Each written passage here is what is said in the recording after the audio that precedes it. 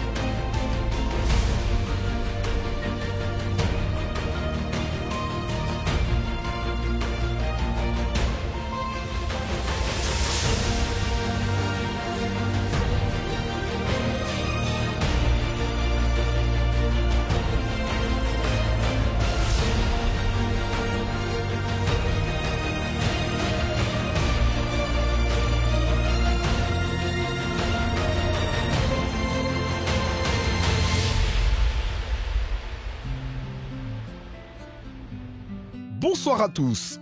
Installez-vous et faisons un petit récap de la semaine précédente. Après une masterclass sur l'art de pitcher, les entrepreneurs ont dû passer à la phase pratique en présentant leurs projets affinés aux membres du jury. À l'issue de ces présentations, 3 d'entre eux ont malheureusement quitté l'aventure. Ce sont Gérard de Even Agro Consulting, Kwasi Marie-Ange de Ti Naturel et Doudou Fidèle de Etodouma SARL. Voilà qui est dit. Pour cette nouvelle journée, je vous invite à passer à table parce qu'aujourd'hui, vous allez assister à des déjeuners d'affaires. Et oui, dans leur vie d'entrepreneur, nos candidats sont appelés à côtoyer des business angels. Et pour les y préparer, nous les mettons aujourd'hui en situation. Et pour cela, nous avons fait appel à Monsieur Aziz Sarr et Madame Gra Linda. Les candidats passeront à tour de rôle et bonne nouvelle aujourd'hui, personne ne sera éliminé. L'objectif ici pour moi, c'est de mettre en lumière un secteur d'activité où les banques, les partenaires financiers n'arrivent pas à se connecter avec les acteurs locaux. Monsieur Diakité, donc c'est qui? Bon, je suis directeur général de Diakité Cocoa Product, président du conseil d'administration de UNTRCCCI, qui est une fertière de coopératives qui regroupe plus de 800 producteurs dans toute la région de la Côte d'Ivoire, et aussi directeur de SOAGT, Société africaine de grands travaux, et aussi associé de la structure Diakité Voyage, qui est une structure de billetterie, de voyage, de tourisme.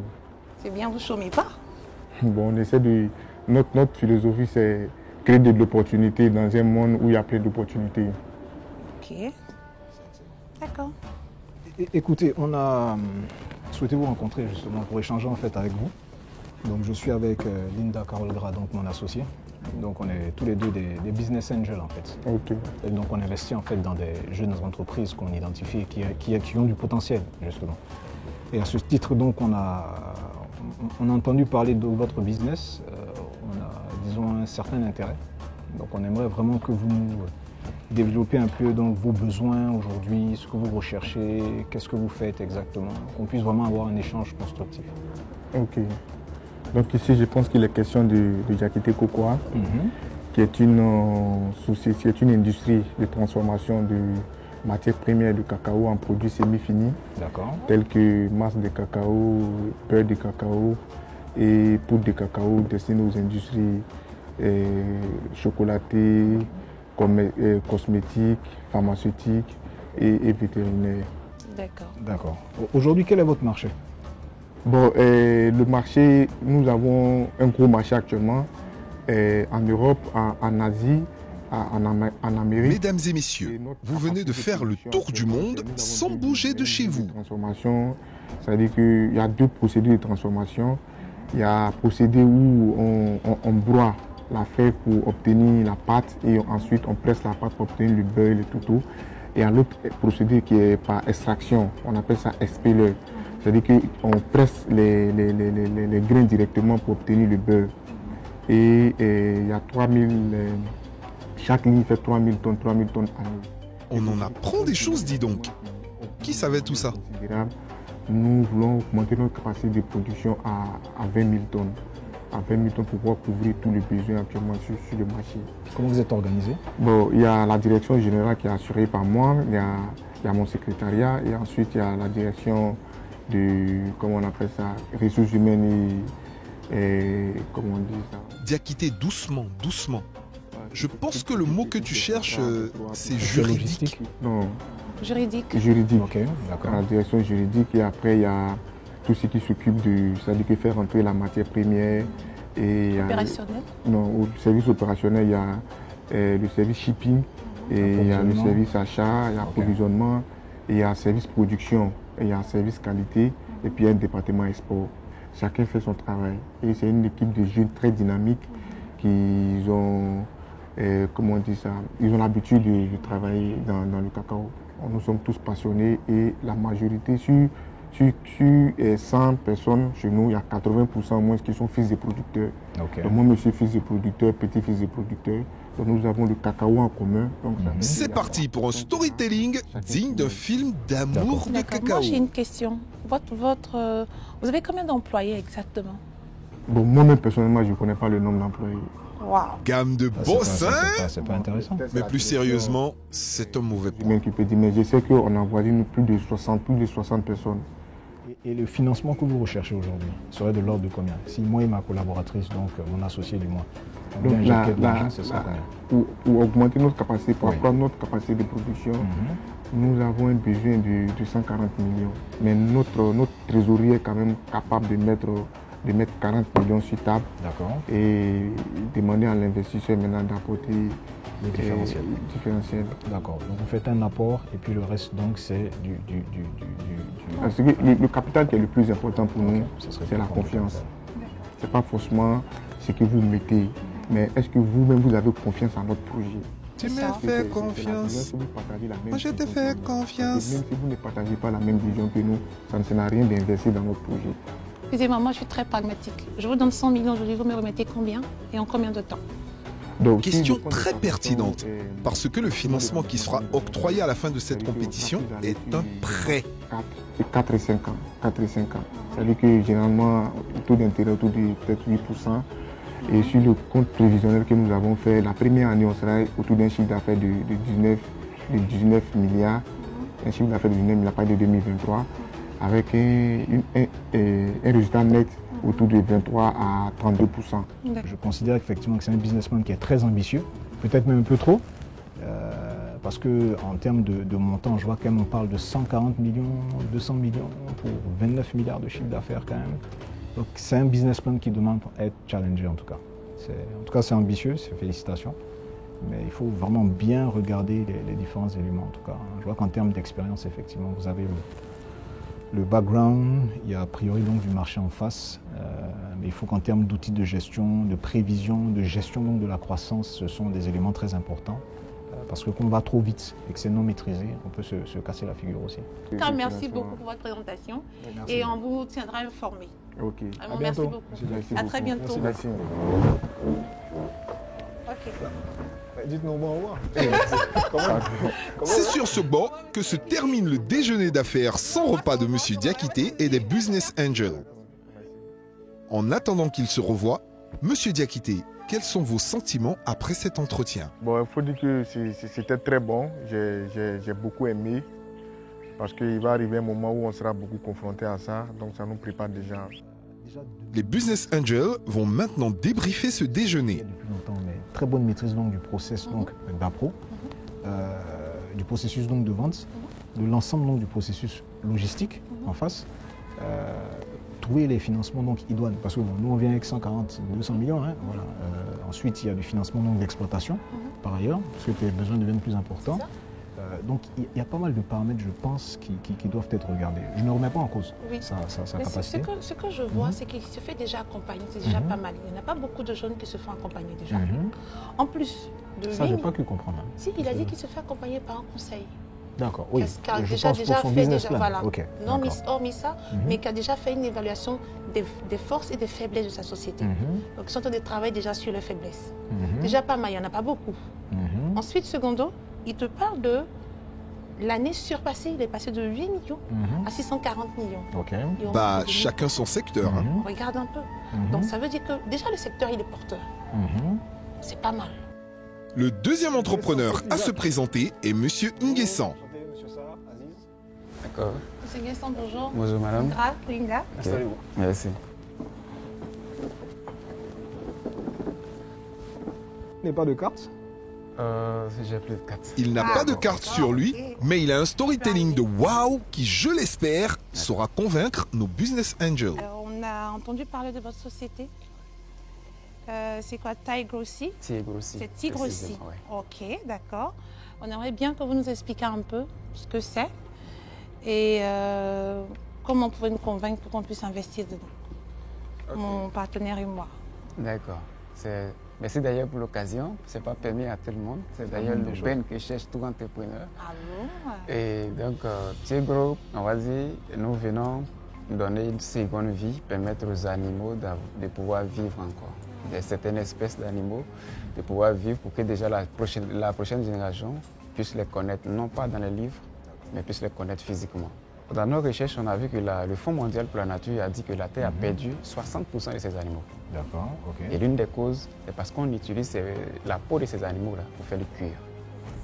Et donc, on a décidé de chercher une solution, on va dire, végétale pour trouver... Ah, enfin, le manger.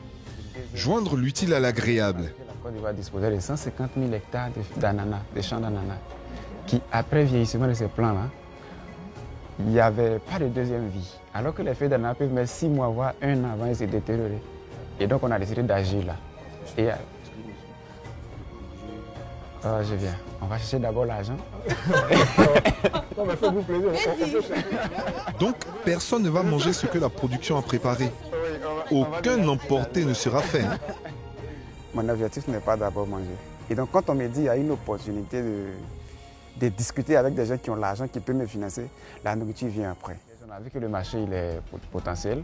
Et donc, nous cherchons du financement pour bâtir une industrie moderne avec des machines adaptées à la transformation, de A jusqu'à Z, et qui va nous permettre de produire plus de 42 tonnes de fibres d'ananas chaque semaine. Et ce que je précise sur les fibres est que les fibres sont utilisées pour faire le cuir et les tissus, mais les fibres sont directement achetées par les ouvriers qui font le carrelage. Parce que ça leur permet de nettoyer. Donc le kilo, il est vendu à 1000 francs. D'accord. Et donc, ça va nous permettre aussi, l'industrie une fois bâtie, ça va nous permettre de faire 400 mètres carrés de cuir chaque jour et 800 mètres carrés de tissu chaque semaine. D'accord, j'ai une question. Vous n'avez pas de rebut en fait, de déchets, il n'y en a pas. Non, Tout est utilisé. Tout est, les déchets que nous avons, c'est lors du décapage parce que les feuilles sont vertes. Oui. Et donc les déchets verts que nous enlevons, Oui. ça nous sert d'engrais que nous réutilisons dans nos plantations. Voilà, donc il n'y a pas de déchets. Il n'y a pas de déchets. Tout est consommé. Effectivement. Rien ne se Donc, perd, d'où tout se vous transforme. est venue cette idée de transformer, je ne sais pas, hormis les animaux, mais je ne sais pas, je veux bien savoir, ça m'intéresse. On va dire, c'est venu du fait que d'abord j'ai été renvoyé de l'école Antigone. Parce que déjà, Mesdames mon et père, à la messieurs, base, il est cultivateur. préparez Pas vos planteur, mais mouchoirs cultivateur. parce que C'est l'histoire un est prince. touchante. Et parce que la sécheresse a fait que sa culture ne réussissait pas. Et donc, il ne pouvait pas prendre en charge nos études. Donc, j'ai été renvoyé. Et donc, c'est comme ça que je me lance à l'entrepreneuriat. Mais mon souci était de savoir pourquoi, c'est-à-dire ce qui cause la sécheresse. Et c'est dans ça que j'ai vécu la déforestation en Côte d'Ivoire et tout ça. Et qui dit forêt dit animal. Sans la forêt, il n'y a pas d'animaux. Puisque dans les déserts, il n'y a pas d'animaux. Et donc, je me dis, d'accord, la forêt, déjà, on va essayer de combattre, essayer de trouver des solutions en tant qu'entrepreneur pour combattre la déforestation. Mais déjà, on va s'appuyer sur la disparition des animaux. Et c'est comme ça qu'on a décidé d'entreprendre dans le domaine. Écoutez, c'est une idée en tout cas très innovante. Félicitations déjà. Parce que je vois que ça touche notamment un aspect social et un impact vraiment sur l'environnement. Ça, je pense que c'est très tendance aussi par ailleurs. Ouais. Donc déjà, félicitations à ce niveau-là. Moi, j'ai une petite question d'ordre pratique. Ce que vous recherchez aujourd'hui, vous recherchez donc de quoi? Acheter des machines, si je puis dire, donc de l'investissement. Vous cherchez donc la possibilité de financer vos bons de commande. Ça, c'est première question. Deuxième question, c'est quoi votre marché aujourd'hui? Ok, pour la première question, c'est pour nous recherchons des financements pour bâtir une usine. D'accord. Une usine formelle. D'accord. Comme je précise, avec des machines adaptées à la transformation. Ok. Parce qu'aujourd'hui, nos moyens de travail sont des moyens, on va dire, plutôt à la main artisanale. D'accord. Okay. Et donc, vous recherchez combien?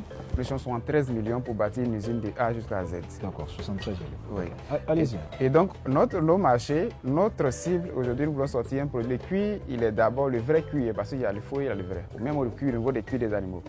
Le cuir, il est consommé par des personnes nantis, c'est-à-dire des personnes de votre classe. On va dire des stars, des gens comme vous d'ailleurs, qui aiment s'habiller.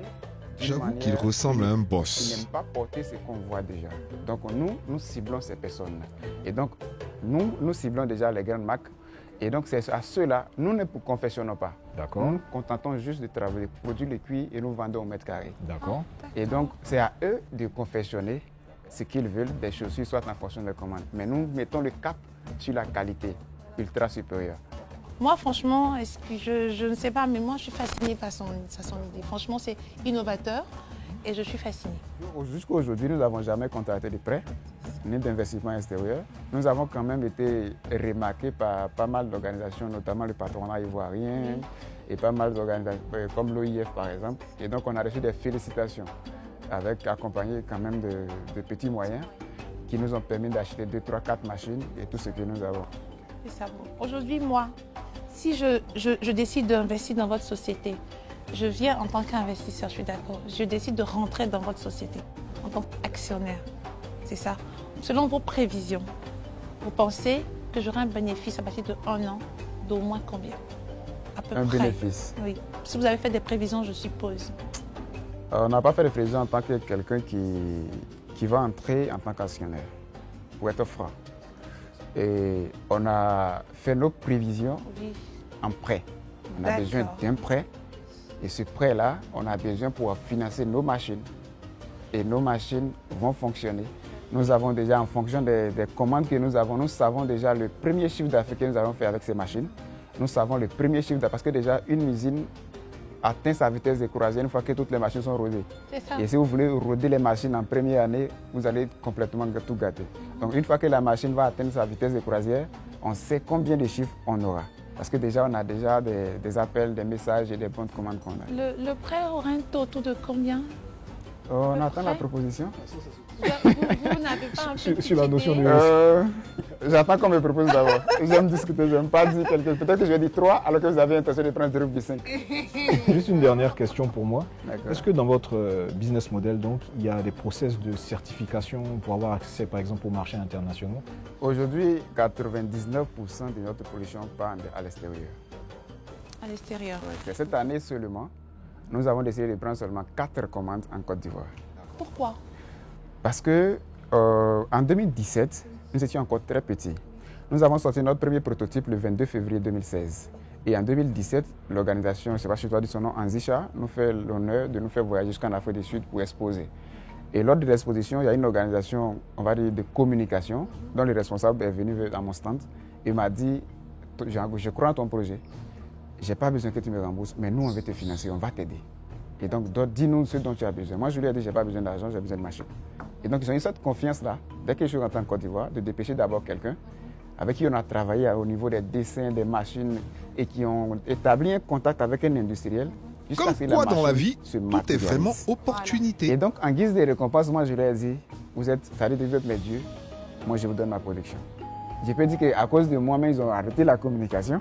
Aujourd'hui, je veux dire que la plupart de leur activité, c'est la commercialisation de cuir. Et les cuirs ne se vendent même pas, parce que c'est un pays africain. Mais les cuirs ne se vendent pas en Afrique, ça part en Europe. En tout cas, c'est fascinant. On vous écoutez, c'est avec beaucoup de passion que vous parlez de votre projet. Et moi, je suis plus ou moins convaincue. Et du coup, aujourd'hui, les jeunes que vous avez, ce sont des jeunes diplômés ou des jeunes comme vous qui ont appris sur le tard ou bien comment ça se passe? Alors, les jeunes, les gens avec qui je travaille, il y a des diplômés. Il y a des bacs plus 5 même dedans. Et il y a des non-diplômés.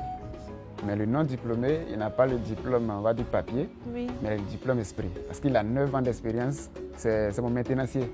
Il a plus de 9 ans d'expérience en ce qui est maintenance industrielle. Voilà, On donc, dit, le diplôme ne fait pas le succès. En tout cas. C'est ça. c'est ça. C'est d'ailleurs chez nous, c'est comme ça. Quand vous arrivez, c'est le savoir-faire. C'est là que nous Savoir-faire, c'est suivrons déjà les PDN, certains savoir-faire pour pouvoir déjà vous prendre à la base. On a combien en termes de chiffre d'affaires aujourd'hui? Aujourd'hui, à 15 millions, pour l'année passée, on va dire 2021. Pour 2022, on prévoit d'atteindre les 18. On va ajuster échelle par échelle. D'accord, ok. Et avec la machine, vous passerez à combien dans 4 ans? Avec la machine, une machine moderne, une usine bâtie, on tient justement compte des bonnes commandes que nous avons. Nous passons à 400 millions de chiffres chaque mois. Chaque mois. Ouais. 400 millions par mois. 400 millions. Un peu plus, mais Donc, on va pas 4 milliards 8 sur l'année. En se basant sur ce les qu'on bons a. de commande. Voilà. Qu'on a. On tient compte de ce que vous avez comme demande, en besoin de financement. Et puis, on va regarder et puis on va vous contacter très bientôt. Je sais que vous aimez la nature. Oui, Je sais que vous vouliez que vos enfants puissent connaître ce bonheur-là. c'est ça. Et donc, je garde la foi Oui. que mon téléphone sonnera. Allez, il faut prier. C'est sur cette note d'espoir que ce beau déjeuner s'achève et les Business Angels vont maintenant débriefer.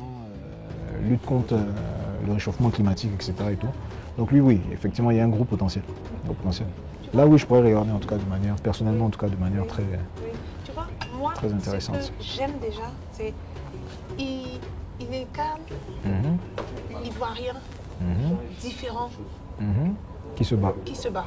Fabriquer de l'ananas en cuir, c'est quelque chose de vraiment bien. Penser à l'écologie, penser à notre monde de demain.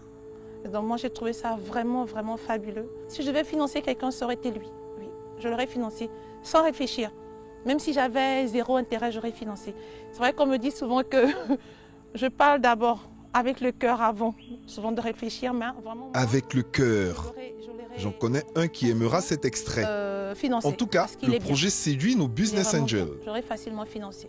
Il faut dire que c'est la première fois que je suis en Côte d'Ivoire et que je laisse ma ville pour autant de temps. Donc déjà, je ne suis pas habitué avec l'atmosphère, je suis étouffé. Je suis étouffé. On prend les bords, on se présente et on continue avec Monsieur Kwasi de Ajika. Alors, merci de m'inviter à cette table-là. Je suis Jacob Kwasi, un jeune informaticien, 16 années d'expérience professionnelle en banque, en négoce et puis un peu en assurance. Ok. Alors, Ajika, je l'ai créé en 2015, société anonyme, 10 millions de capital. On intervient dans le recyclage des déchets plastiques. D'accord. ok. Alors, pourquoi ce projet? Vous voyez, les déchets plastiques inondent notre environnement aujourd'hui. Oui. Et ça entraîne les changements climatiques, ça entraîne des maladies. Et ça, c'est notifié directement sur le site internet de l'UNICEF. À Abidjan, on produit 280 tonnes de déchets plastiques chaque jour. Oui.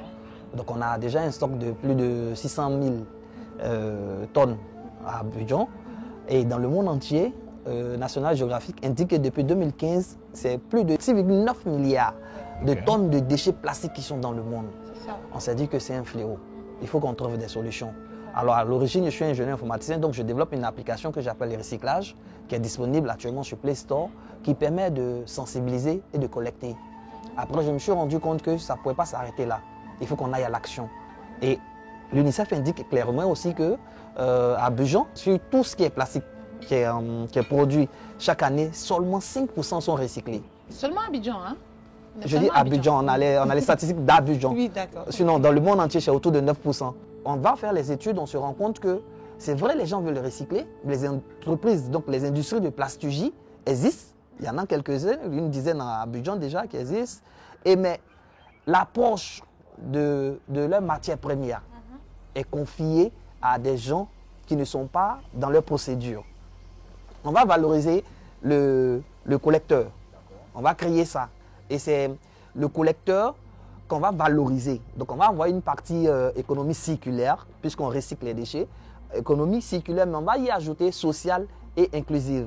Donc on va faire de sorte que celui-là, qui est au cœur du métier, au cœur de la filière, lui qui va en contact des poubelles, des décharges, pour prendre le plastique là, pour nous ramener, pour qu'on puisse travailler dans notre industrie, soit valorisé.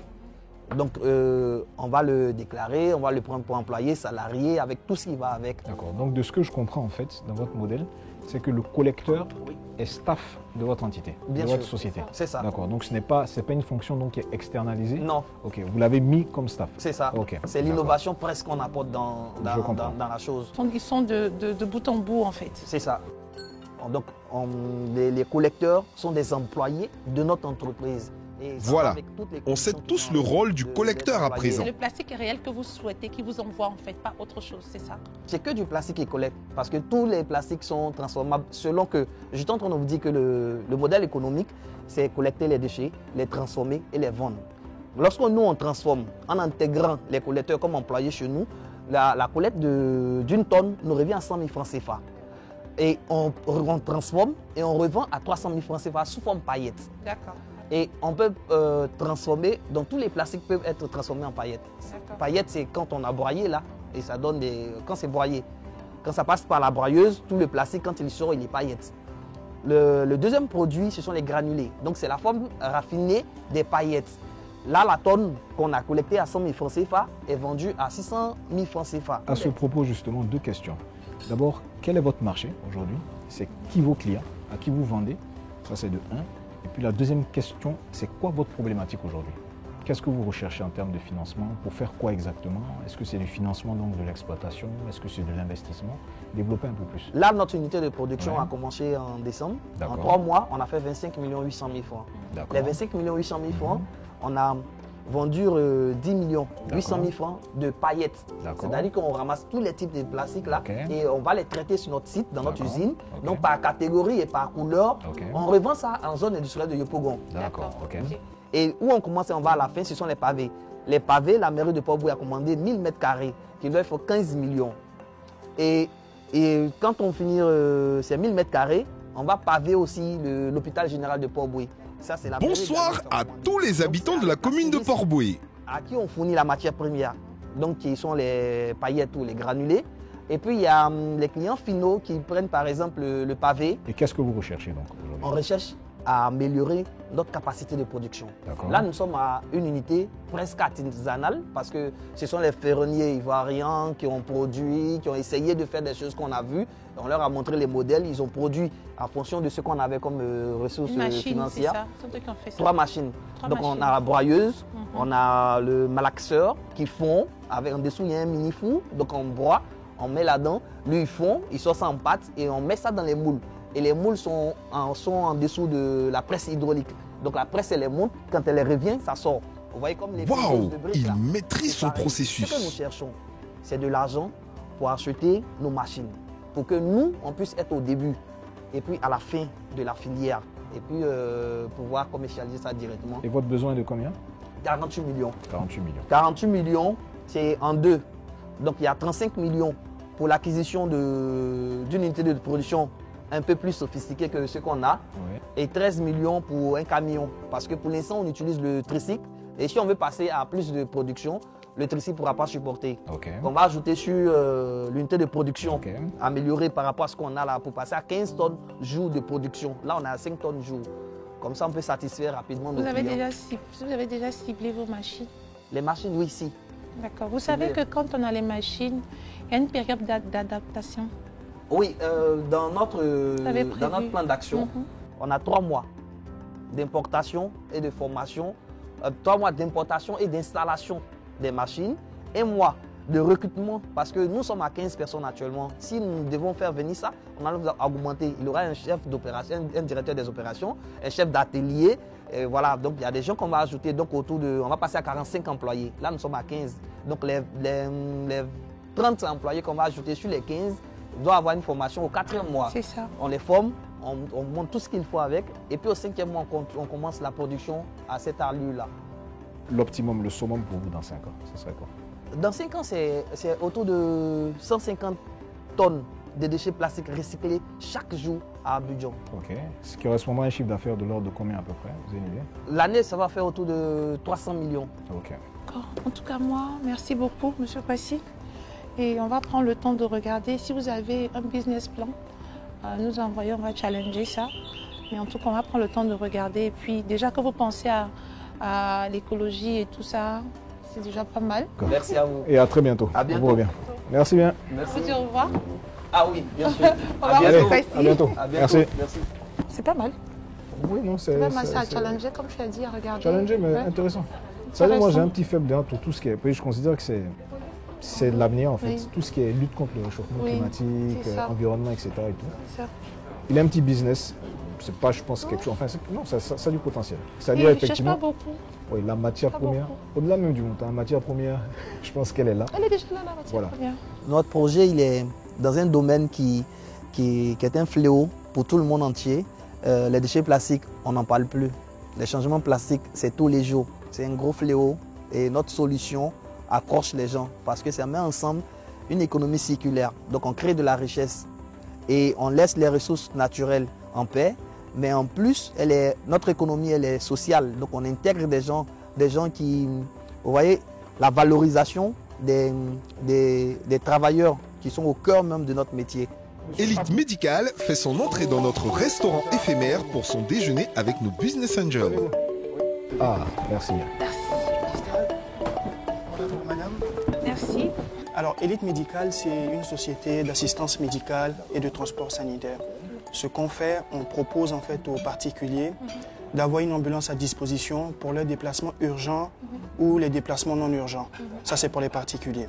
Ensuite, pour les entreprises, on cible en fait les entreprises qui sont dans les domaines du BTP, dans le domaine minier, pétrolier et logistique, à qui on apporte en fait des solutions médicales, c'est-à-dire une équipe médicale, une ambulance. Comme ça, s'il y a un pépin sur le site, nous, on puisse faire en fait l'évacuation médicale. Voilà. Et enfin, il y a l'assistance médicale événementielle. Tout ce qui est couverture médicale des événements. Et pour terminer, on a les évacuations sanitaires. Pour les personnes qui le peuvent, on s'occupe en fait de la demande de bout en bout pour que cette personne puisse aller faire des bilans de santé ou bien une opération chirurgicale importante à l'étranger. Voilà un peu la société. D'accord, ok. Vous existez depuis combien de temps? Depuis 2020. Depuis 2020. D'accord. Et aujourd'hui, donc, en termes de... Si vous deviez faire un ratio entre la clientèle particulière et entreprise, on parlerait de combien? Pourcentage? C'est 80% d'entreprises, c'est 20% de particuliers? 80% d'entreprises actuellement. D'accord. Ok. Vous avez des contrats continus avec ces entreprises, comment ça fonctionne? Je veux dire, c'est un marché qui vous signe donc tout au long de l'année, c'est des bons de commande, c'est par intermittence que vous intervenez. Comment se matérialise votre relation en fait, d'affaires avec les entreprises? Ouais. Avec les entreprises, c'est un contrat que nous signons, D'accord. généralement de 1 an ou 2, renouvelable tacitement. Voilà. Avec des flux donc mensuels? Voilà, avec Vous des payez flux donc- mensuels, voilà, avec un montant mensuel qui est bien défini. Voilà. Vous travaillez avec des médecins, Oui, c'est ça? c'est ça. Des infirmiers aussi également. C'est ça. D'accord.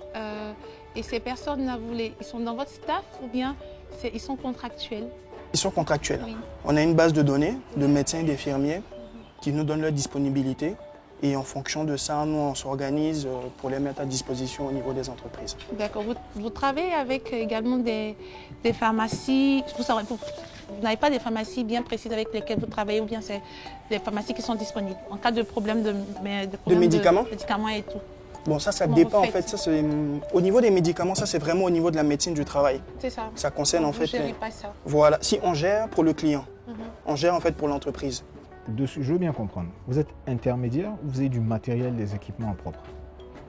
On a du matériel, on a une ambulance D'accord. et le matériel médical, tout ce qui va être matériel de diagnostic, D'accord. tout ça en fait, on a en propre. En propre, vous êtes combien dans votre équipe aujourd'hui? En propre, nous sommes 7. D'accord. Et c'est quoi les fonctions de ces personnes? Alors, il y a le directeur médical, D'accord, ok. on a la responsable juridique et droit de la santé, et puis on a 2 infirmiers et 2 ambulanciers. Voilà. Et comment vous percevez-vous le marché en fait? C'est-à-dire dans 5 années, par exemple, d'ici 5 ans, comment vous voyez votre entreprise par rapport à l'évolution du marché? Alors, ce que je peux dire, c'est qu'on est vraiment sur un secteur d'activité qui est encore nouveau en Afrique de l'Ouest. D'accord. Vraiment. Ok. En ce qui concerne le transport médicalisé. En termes de comparaison, en France, il y a 5000 entreprises de transport médicalisé. Ici, il n'y en a que 5. Ok. Donc, pour moi, en fait, la demande va grandir, il faut qu'on la développe. Ok. Et les perspectives, pour moi, sont bonnes. D'accord. D'accord. Votre chiffre d'affaires depuis 2020 à maintenant, c'est autour de combien à peu près? Le chiffre d'affaires de 2020 était de 29 millions. Ok. Et celui de 2021 tournait autour de 32 millions. D'accord. Et dans 5 ans, vous anticipez être à quel niveau? Je pense que vous avez un business plan, sûrement. Oui, bien sûr. Donc un plan stratégique et tout. Donc dans 5 ans, vous tournez autour de combien à peu près? Avec notre aide le cas échéant. Bien sûr, bien sûr, bien sûr. Étant donné également que la population aussi grimpe, aujourd'hui on a 28 millions. Donc dans 5 ans? Dans 5 ans, nous comptons atteindre 350 millions de chiffre d'affaires. Aujourd'hui, qu'est-ce que M. Akou recherche à travers nos entretiens? Qu'est-ce que vous recherchez en termes de montant? Quelle serait l'allocation donc de ces fonds? C'est de la dette que vous recherchez? C'est plus donc de partenariat en capital? Qu'est-ce que vous recherchez exactement? Alors, je suis pour les 2 options. Ok. Voilà, je suis pour les 2 options. Je suis ouvert, que ce soit en prise de participation ou que ce soit par la dette. En termes de comment est-ce que je vais utiliser cet argent-là, il faut dire que je compte d'abord acheter des ambulances. Voilà, donc on va acheter 3 ambulances en fonction du montant. Okay. Et puis des tenues professionnelles. On en a besoin aussi du matériel de communication et de localisation pour les véhicules, pour savoir où ils sont. Et puis une application mobile. D'accord, donc vous vraiment, allez développer. Voilà, vraiment c'est à ça que va être destiné en fait comment on appelle ça, nos ressources. Vous avez besoin de combien à peu près? L'investissement tourne autour de 83 millions. 83 millions pour booster son business, c'est ce que demande notre entrepreneur après cette brève présentation. Merci beaucoup. Il n'y a pas de Merci. problème. Au revoir. Merci. Allez, à très bientôt. Ils sont tous en mode choco aujourd'hui. Oui, Je crois que je vais fermer le restaurant à ce rythme. Mais bon, que pensez-vous du business? C'est clair qu'effectivement, c'est quelque chose à développer en fait sur la Côte d'Ivoire. Il y a, comme il a dit, hein, juste titre, il y a d'autres marchés déjà où c'est une activité qui marche. Je pense avec l'état du système donc, hospitalier, c'est méchant de le dire, mais bon, enfin, c'est un fait. L'état du système hospitalier donc, ivoirien, je pense qu'en tout cas, ce sont des initiatives qui peuvent permettre vraiment de sauver des vies, notamment. Je pense que c'est un business qui a du potentiel. Je pense que c'est un business qui a du potentiel. Chacun ses sensibilités, encore une fois. Mais, comme on dit, tu me convaincras, je ne suis pas très emballée, mais bon. Tu me donneras tes arguments et puis on verra. Tout à fait. Quand tu les rencontres, tu te rends compte que l'Ivoirien sur les réseaux sociaux n'a rien à voir avec ce que j'ai vu là. N'a absolument rien à voir. Ce sont des jeunes qui se sont assis, qui ont réfléchi, qui ont mûrement réfléchi, qui ont mis sur place des business plans, qui sont bons à accompagner et qui ce ne sont pas des nouvelles structures, c'est des sociétés qui ont au moins background. Donc franchement, il n'y a rien qui est négatif dans tout ce qu'ils ont fait. Moi, j'ai rien à dire. Ils sont bien. J'ai juste un coup de cœur, mais ils sont bien. C'était un très bel exercice. On a eu l'occasion de parler avec des investisseurs, de potentiels investisseurs. Donc, ça s'est très bien passé. Je suis content. J'espère que le prochain va manger. Voici Monsieur Forage. Ok. Bonjour. Bonjour Monsieur Kofi, Madame Gra. Ok. C'est vous. Très bien. Oui, ça va très bien. Chez vous? Ça va. Green Agro Valley, c'est vraiment une histoire de passion. Parce que de formation, je suis ingénieur en mécanique. Donc, je travaillais environ 1 an et demi en multinationale. Et puis la piqûre de l'entrepreneuriat est venue. Donc j'ai démissionné pour me lancer dans la production maraîchère. Et ça n'a pas marché. Et la raison pour laquelle... la raison pour laquelle il y a quoi, tous les entrepreneurs qui échouent? N'abandonnez pas.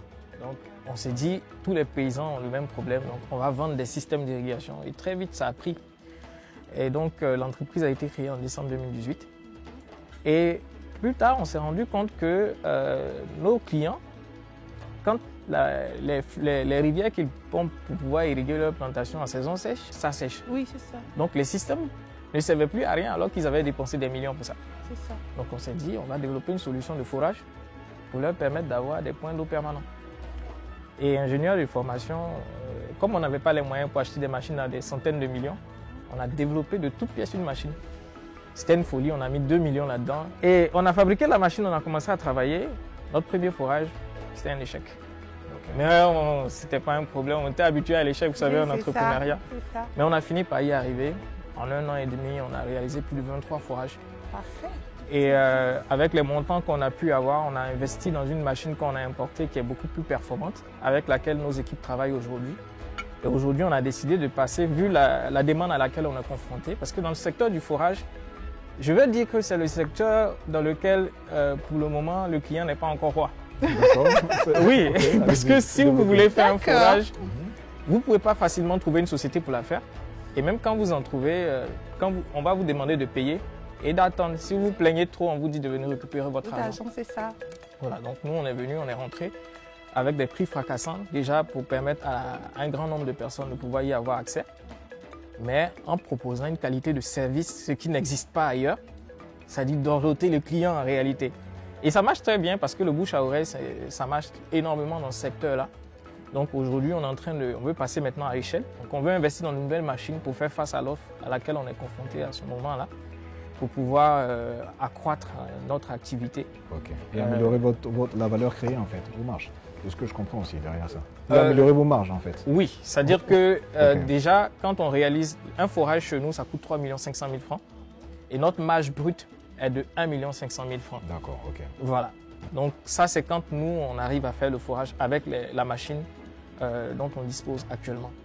Et malheureusement, comme je l'ai expliqué tantôt, comment dirais-je, on perd cette marge quand on demande à quelqu'un d'autre de venir forer à notre place si notre machine ne peut pas le faire. D'accord. Donc on veut arrêter de perdre De l'argent. de l'argent inutilement. Aujourd'hui, vous comprends. recherchez combien? Voilà, on a un besoin qui s'articule autour de 103 millions de francs CFA.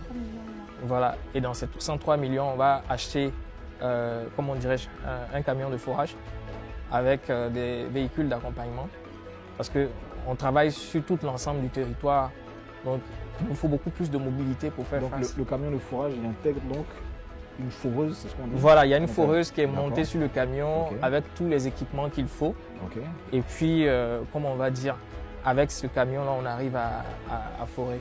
D'accord. Voilà. Et en plus du camion, il faut des véhicules d'accompagnement qu'on ne va pas acheter, qu'on va prendre en leasing. Voilà, pour éviter d'immobiliser trop de ressources en fait. D'accord. Votre équipe aujourd'hui est composée de votre staff, de combien de personnes? C'est quoi l'organigramme à peu près? Ok, à ce jour, on est à 11 personnes, mais cet organigramme est amené à évoluer très rapidement. Déjà, moi je suis le directeur général. On a un responsable technique qui a fait également une école d'ingénieur en mécanique. On a un comptable. Et il y a 2 postes clés à pourvoir au sein de notre management. Et je pense que c'est prévu dans les évaluations financières qu'on a eu à faire. Entre autres, un directeur commercial et puis un responsable des ressources humaines. Ah, des ressources humaines. Oui, Vous parce êtes- que notre organisation, je veux dire, on est en train de grossir en fait, parce qu'en achetant la nouvelle machine, on va recruter 6 nouveaux techniciens qui vont tourner sur cette nouvelle machine. Donc, on va passer d'un effectif de 11 aujourd'hui à un effectif de 17 personnes. Aujourd'hui, votre portefeuille client, c'est quoi vos marchés? Avec qui? Donc, Ok. et comment ça se passe de manière pratique? Concrètement, la plupart de nos clients, je vais dire 50% de nos clients, ce sont des agriculteurs. Et quand je dis agriculteur, il ne faut pas voir notre parent du village parce qu'il ne peut pas se permettre notre ouvrage. Voilà, c'est des gens, ce sont des cadres, des fonctionnaires, Ok. parce qu'aujourd'hui, presque tout le monde a envie de retourner à la terre. Et ils n'ont pas envie d'aller louer des parcelles des gens, donc ils veulent faire leur propre fourrage et puis avoir de l'eau pour pouvoir faire leur plantation. Donc ils représentent environ 50% de notre revenu. On a les éleveurs qui viennent par la C'est suite ça, exactement. et qui représentent autour de 30% de nos clients. Et on a ensuite les ménages, les gens qui font des forages soit pour leur habitation, pour leur hôtel, et ainsi de suite, qui sont autour de 10%. On a ensuite des communautés villageoises qui parfois nous contactent. Si aujourd'hui, nous, on devait vous donner les 103 millions, Voilà. ce sera en dette ou bien en capital? Bon, en capital, c'est pas trop vraiment intéressant pour nous, mais ça dépend de la proportion que vous souhaitez investir en capital. Parce que si vous devez investir 103 millions en capital, on risque d'être Non. trop dilué. Soyez à l'aise. Non, Donc, vous êtes ça plutôt va. dans Voilà. une optique Oui. de Donc, dette. Le dette, c'est ça. on risque d'être dilué. Mais principalement en dette, oui. Voilà, Vous mais avez quel avec, niveau de chiffre d'affaires à l'heure actuelle?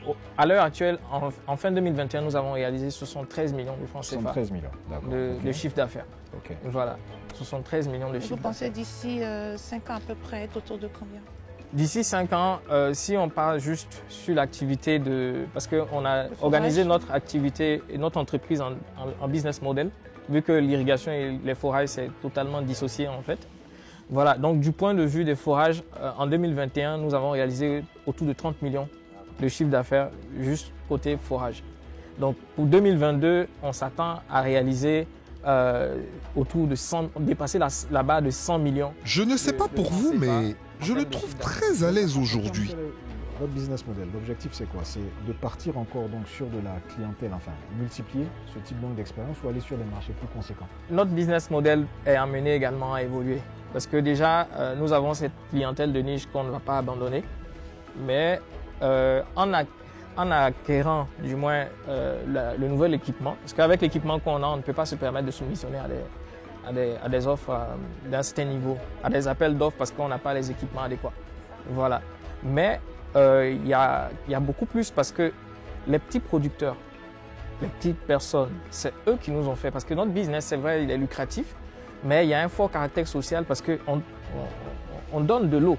C'est source de vie. Un projet social et lucratif, ce n'est Donc, vraiment pas mal. Là, on est amené à évoluer sur ce marché pour toucher des populations qui jusque-là ne peuvent pas encore avoir accès à nos offres. Okay. Voilà. M. Kofi est passionné. Ah, ça, pour être passionné, en tout cas, M. Kofi, il est merci vraiment. beaucoup. On a pris note de votre présentation, de votre projet et tout, qui est très, très attrayant.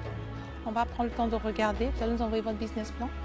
On va regarder, on va essayer de challenger, de vous... Encore un autre coup de cœur pour notre business angel qui va nous expliquer pourquoi il est conquis. L'eau, c'est un secteur, enfin, le forage, c'est un secteur qui a immensément de potentiel. Il y a une demande qui est très importante, effectivement. À ce stade de la compétition, on est tous conscients qu'il y a déjà énormément d'efforts qui ont été faits. Donc on va continuer sur cette lancée et puis continuer à tenir compte, parce qu'on est toujours dans un processus d'amélioration continue. Donc on va continuer à tenir compte des remarques des membres du jury et pour pouvoir continuer à nous améliorer. Le prochain et dernier à venir à table est Monsieur Siloué. Et je pense qu'il a ramené des mangues séchées. Ça là encore, la voix ne va pas goûter. Monsieur Siloué. Ah d'accord, ok. On s'attendait à 2 personnes. Finalement. Ah ok, d'accord. Yeah. On prend ça comme ça. Vous avez avec des petits paquets pour nous? Oui. C'est excellent. Merci Monsieur Siloué d'être venu. On a entendu parler de votre projet, très intéressant. On a tenu à vous rencontrer autour d'un déjeuner pour pouvoir parler un peu de ça, de mieux comprendre. Et puis pourquoi pas investir en partenariat. D'abord, nous on est d'ici compagnie et on s'occupe de la déshydratation des fruits. Et notre premier produit, c'est les mangues. On a décidé d'investir dans les mangues parce que la Côte d'Ivoire produit environ 180 000 tonnes à 200 000 tonnes de mangues par année. Et il y a 40 à 65% de ces mangues-là qui pourrissent. C'est la période, je crois. Oui, c'est la période. Et on est en pleine production actuellement. Et il y a seulement 2% qui sont transformés en Côte d'Ivoire. Et c'est l'un des pays les plus grands producteurs de mangue en Afrique et dans le monde. Je pense qu'on est 3e en Afrique et on exporte environ 40 000 tonnes de mangue par an. On est le premier pays exportateur de mangue en Afrique de l'Ouest. Et donc, on a décidé de rentrer dans la mangue parce qu'on a aimé la mangue et on a grandi autour des mangues à Ferké. Donc, c'est la raison pour laquelle on a voulu investir. Notre entreprise est âgée d'1 an maintenant. Et déjà avec la première année, on avait accusé un retard de 1 mois et demi sur la période de production. Et avec un investissement initial de 3 millions, on a pu faire un chiffre d'affaires de 3,5 millions. Malgré le retard. Et cette année, on prévoit de tripler notre investissement. On a acquis une nouvelle machine et on a aussi pris de nouveaux employés. Donc on avait 3 employés qui s'occupaient de la production. Aujourd'hui, on a 4 qui s'occupent et la production se trouve à Sinematiali, à côté de la matière première. Donc par jour, actuellement, on a une production de 15 kg par jour. Donc on a besoin de 45 kg de mangue pour produire ces 15. Mais normalement, pour satisfaire notre demande, on a besoin de passer d'une production plus forte à une production plus forte. Et l'investissement que je demande aujourd'hui, c'est pour non seulement investir dans le matériel pour pouvoir passer de 15 kg par jour à 195 kg par jour. L'investissement va nous permettre de pouvoir non seulement exporter à l'extérieur en gros, satisfaire le marché ivoirien et la sous-région. Donc notre plus gros problème se trouve au niveau de la production. Le deuxième problème se trouve au niveau de la distribution. Étant donné qu'on est nouveau, on a seulement 1 an d'existence, la distribution, on veut l'améliorer grandement pour pouvoir satisfaire. La demande, ce qui est bien dans notre entreprise, c'est que la demande est tellement forte Vous avez que des l'année... commandes déjà? Oui, on a déjà des commandes, ça fait maintenant des mois. De combien à peu près? Par exemple, pour cette semaine, j'ai déjà une commande de 1000 sachets de 100 grammes. Quand vous parlez de bons de commande, c'est quoi? Ce sont des entreprises formalisées? Quel type de clients que vous avez? Aujourd'hui, on a trois institutions aujourd'hui qui reçoivent nos mangues, donc des physiques. Mais la majorité, je dirais 60% de nos commandes sont directement passées en ligne à travers Facebook, à travers le WhatsApp, et ça s'est fait directement. Ce sont des particuliers, des commerçants, des entreprises formalisées en tant que Aux États-Unis, on a une structure qui revend nos mangues, et le reste, ce sont des particuliers, mais qui ont déjà, je crois, l'année passée, avec une production de 5000 sachets de 100 grammes, on était en rupture de stock déjà en septembre. Voilà. Donc vous n'avez pas eu besoin d'avoir donc type licence fair trade et tout pour avoir accès au marché? Non, aux États-Unis, on l'a pas fait d'abord. Mais en fait, si on veut passer si on veut passer English mode scale, activated. on est obligé de faire ça, et on est actuellement dans le process pour obtenir cette licence-là. La demande locale est de combien à peu près? La demande de la Côte d'Ivoire était assez forte pour pouvoir terminer cette demande. D'accord. On pense que si on passe de 15 kg par jour à 195 kg par jour, en 3 mois de saison, on aura 17 tonnes. 17 tonnes de mangue séchée, 17 à 18 tonnes. D'abord, vous avez dit qu'il y a 3 mois. Il y en a 3 mois de récupération du produit. Oui. Alors, après ces 3 mois, vous faites comment? Ok. Donc, dans notre structure, pour la raison pour laquelle on demande le financement pour des machines, non seulement comme financement de combien? On a demandé un financement, on demanderait un financement de 100 840 000. Quoi. La raison pour laquelle on demande ce financement, c'est pour investir dans la mangue. Mais comme j'ai dit au départ, c'est le premier produit c'est avec ce premier produit. On va concasser les mangues. Le concassage de la mangue séchée s'utilise par exemple pour le yaourt, pour ceux qui veulent utiliser le yaourt nature. On veut aussi transformer la mangue en beurre de mangue. C'est-à-dire que utiliser la mangue du début jusqu'à la fin, non seulement utiliser sa chair. Tout ce qu'il vient de dire m'a donné utiliser faim. Le beurre. Quel type de financement vous recherchez? Ce sera ma dernière question. C'est plutôt de la dette, c'est de la prise de participation? La question du jour. Actuellement, pour l'instant, on est actuellement au niveau de la dette. Et on pense qu'on pourra, avec notre projection, déjà cette année, on projette, l'année passée on a fait 3,5 millions. On projette cette année de tripler, donc de passer à 10 millions avec la mangue seulement. Avec l'ananas, on passera à 5 millions de chiffre d'affaires. Parfait, parfait. Moi, je suis... Des assiettes pas touchées encore une fois, une conversation axée sur les mangues et l'ananas. C'est maintenant au Business Angel de débriefer, et c'est ici que s'achèvent nos déjeuners d'affaires. J'espère que vous avez pu apprendre quelque chose. C'est très professionnel. Là, j'ai très professionnel. Il y en a beaucoup par rapport à d'autres qui n'y en a pas beaucoup. Professionnel et moderne. Oui. Mais mon seul hic avec ce deal-là, il faut qu'il séquence sa demande. Tu sais, là aujourd'hui, il est à 108 millions pour le niveau d'activité actuel, et pour ce qu'il anticipe même sur 5 ans, j'ai fait exprès de poser la question. Je pense qu'il est très ambitieux, c'est bien, mais je pense qu'il y a pas mal de choses à revoir dans le modèle. Je vais faire revenir un peu au premier, quoi. C'est exactement ça. Alors, les candidats étaient pas du tout stressés, ça m'a étonnée. C'est très à l'aise. Chacun a présenté son projet avec le cœur. Et c'est ça qui m'a beaucoup marqué, de voir des jeunes aussi entreprenants, de parler de ce qu'ils aiment. Et vraiment, c'était quelque chose de très intéressant. Aujourd'hui, c'était plus relax. Il n'y avait pas tellement de stress, et on a pu échanger avec les investisseurs. Donc, je pense que tout s'est bien passé au niveau du stress. C'est la fin de la journée pour nos entrepreneurs. Ce soir, personne ne rentrera chez lui, mais l'aventure Jeune Mensa continue avec de nouvelles épreuves dès la semaine prochaine. Parce que ne mérite pas un financement qui veut, mais qui le mérite.